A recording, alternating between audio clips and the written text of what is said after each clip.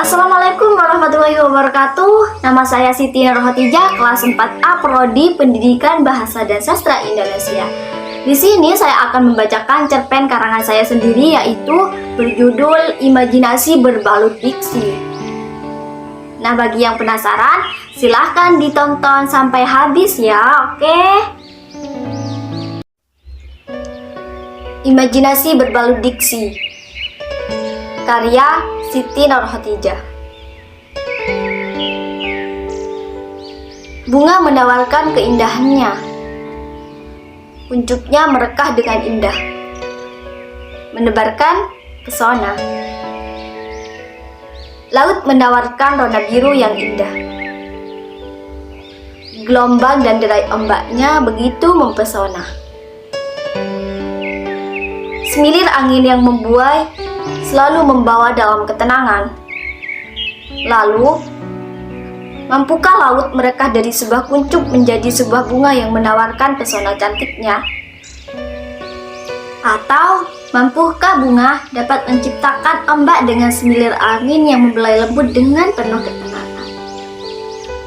Setiap orang pasti memiliki pengharapan, cita-cita, keinginan, bahkan cara tersendiri menghabiskan atau menjalankan kehidupannya. Derita dalam perjalanan, aku pun pernah mencicipinya. Tertitih menelusuri jalanan penuh kerikil. Kaki terasa sakit, tertusuk duri-duri tajam yang terselip. Namun, rasa sakit yang merajalela dalam diriku harus ditebang menjadi kuncup bunga yang dapat merekah dengan indah dan mempesona tanpa duri-duri keterpurukan. Hinaan atau cacian dapat menjadikan manusia lebih tangguh dari sebelumnya. Meski air mata pernah menjadi saksi bisu. Hari ini, dari pagi sampai siang, hari terasa begitu panas. Seiring bertambahnya laju detak waktu, langit pun semakin siang semakin membiru. Tak terlihat awan berarak di sekitarnya. Sungguh, siang ini matahari rasanya benar-benar seperti di atas kepala. Panasnya menyengat kerudung hingga tembus ke kulit kepalaku. Panasnya menyengat jaketku hingga tembus ke kulit. Hawa panas dan kering membuat bajuku basah oleh keringat. Sepertinya panas matahari bisa menyengat perasaan juga, sebab nampaknya orang-orang mudah tersulut emosi. Suara minumanku jatuh tepat di hadapan laki-laki yang tak aku kenal. "Hati-hati dong kalau jalan," ucap laki-laki itu. "Maaf mas, saya tidak sengaja," jawabku. "Makanya kalau jalan itu lihat-lihat. Lihat bajuku jadi berantakan gara-gara kamu," ucap laki-laki itu sambil marah-marah. "Sekali lagi maaf mas," jawab aku dengan nada bersalah. "Dasar miskin, lihat bajuku kotor, kamu gak akan bisa ganti bajuku yang mahal," ucap laki-laki itu sembari meninggalkan aku. Sabar, gumamku dalam hati. Aku memang anak petani yang lahir jauh dari peradaban kota, di sebuah kampung kecil yang mata pencariannya mayoritas bukan orang-orang berdasi.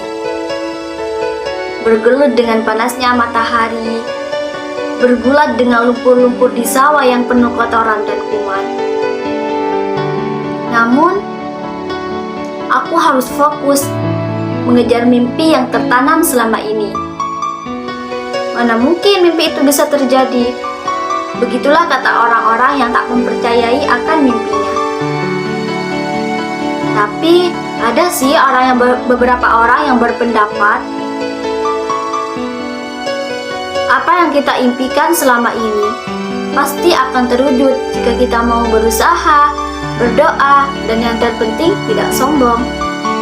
Aku mulai menjelajah dalam lautan, membuka lembaran hayalan baru yang dipenuhi tepisan ombak. Sementara tepisan angin memporak-porandakan sebuah istana yang aku bangun selama ini. Genangan air mataku terbasuh dengan semerbak rintihan doa yang aku panjatkan. Aku harus bisa meyakinkan hati, melintasi bumi yang berliku-liku. Angan yang kuredam saat ini harus terdampar dalam ruang imajinasi. Panorama alam yang indah, akankah aku merasakan keindahannya? Matahari begitu terik. Ini tertutup awan yang membawa kabar datangnya hujan malam ini. Semilir angin bertambah kencang. Air-air turun perlahan.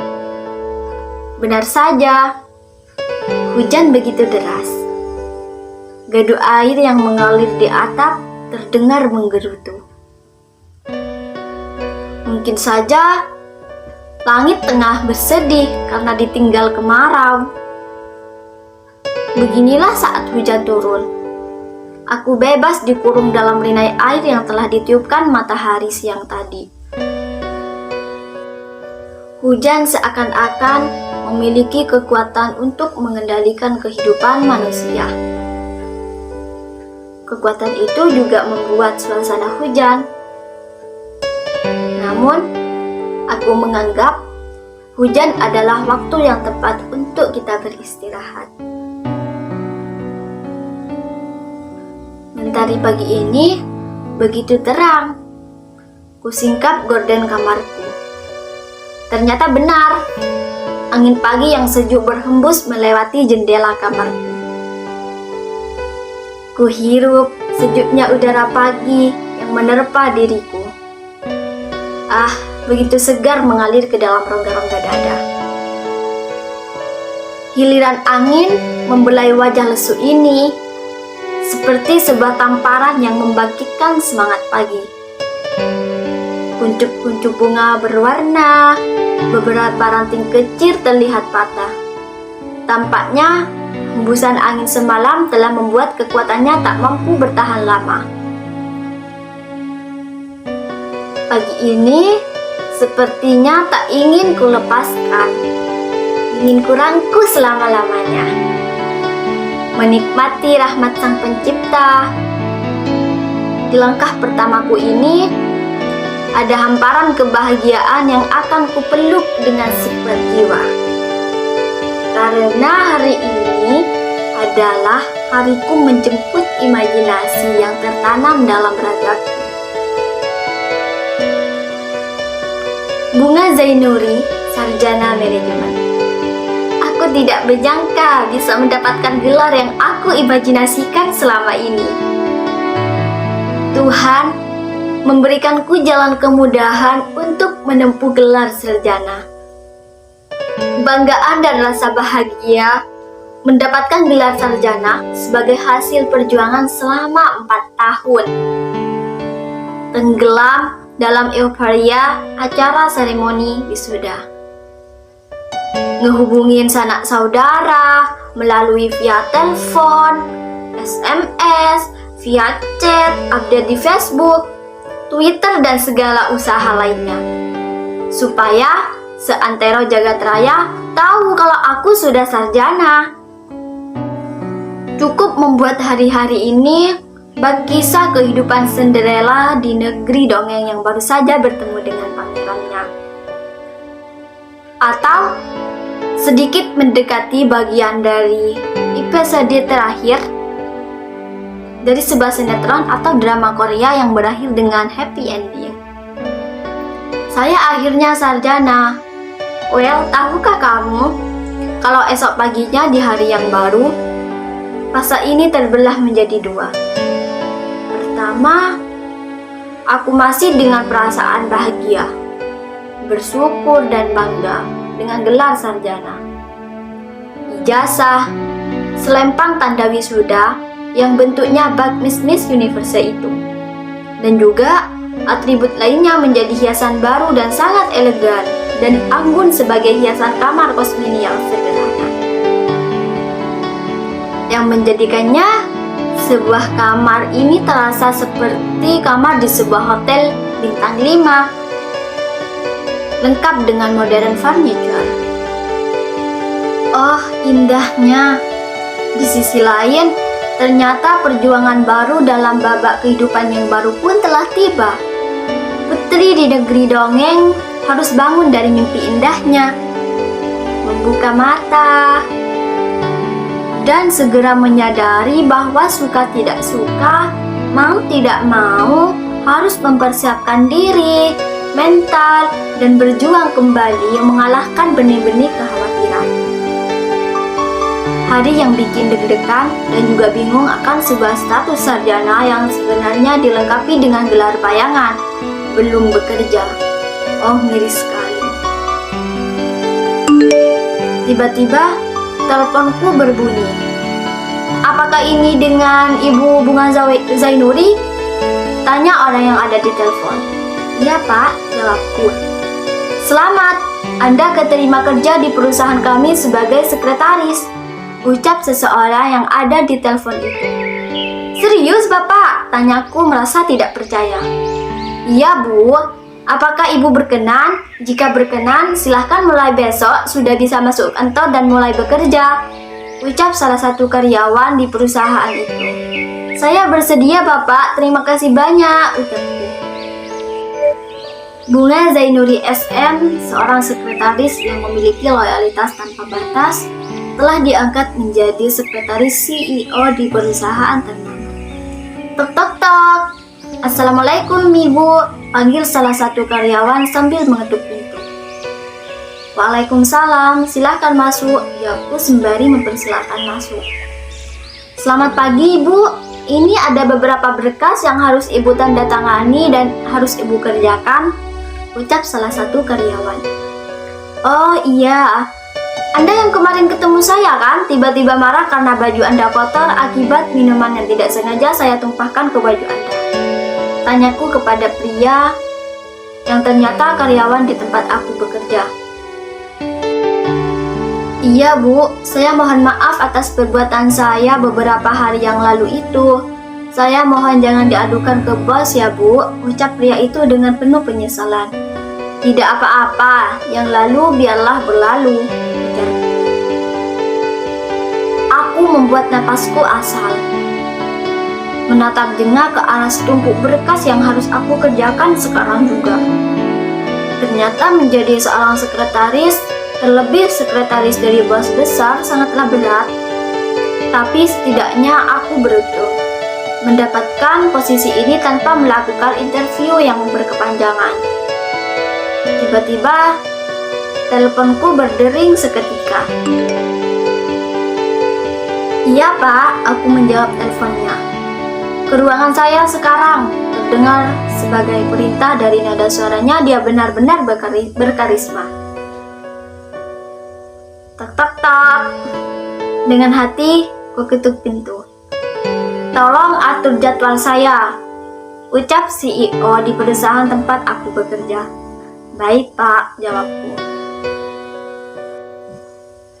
Di balik senja akan selalu tersimpan cerita hangat yang membuatku tersenyum. Senja yang kini kian membumi dengan indah dan simetris. Manusia yang terbelenggu karena teknologi mulai menggembari senja karena keindahannya, yang terkadang berwarna jingga atau merah jambu. Senja, akankah hari ini kamu bersama hujan? Bilang saja, aku penggemarnya. Aku tidak akan marah. Mungkin bumi ini terlalu kering untuk orang-orang singgahi. Terlalu membosankan untuk bercerita, bukan? Hingga akhirnya kamu basahi dengan rinai-rinai air pembawa keberkahan. Dia narasi. Siti Nurhotijah, gadis asli dari kota Sumeneb, Madura, saat ini sedang berproses menerbitkan beberapa antologi cerpen. Pemilik moto "Dipuji jangan tumbang, dicaci jangan terbang", jejaknya bisa dilacak di akun Instagram. Kicauannya terselip dalam akun Facebook. Baginya menulis adalah menjejak aksara, berbagi pengalaman, sehingga ia akan